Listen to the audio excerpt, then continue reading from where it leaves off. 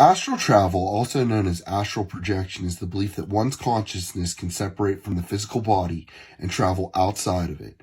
Some people believe that this can be achieved through meditation, visualization, and other techniques. There are various methods to achieve astral travel. Here are the steps I follow to astral travel.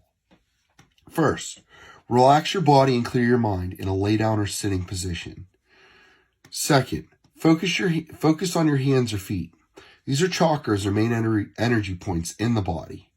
Third, you will feel them begin to vibrate. Allow the sensation to cover your whole body.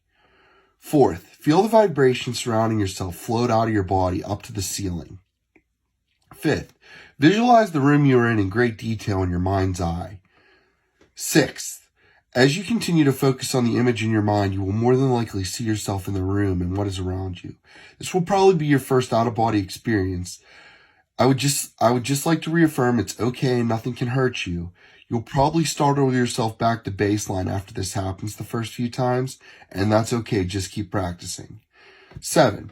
Once you feel like you have left your body, you can explore the astral plane. Let your mind wander with no real goal in mind to start to see where it takes you. 8th, once you get a better grasp on this with practice, you can begin to set targets or goals with travel. This then turns into more remote viewing, which we will get into at a later point. 9th, to return to your body, bring your attention back to yourself and body. Think or say, I call back my energy. 10, wake up and take note of your experience.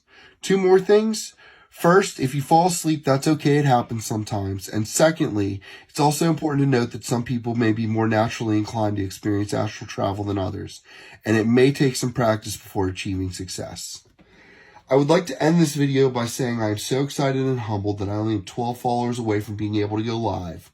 I'm not sure if I'll take advantage of that feature when it's available or not, although I never thought I would post videos on here either, so who knows.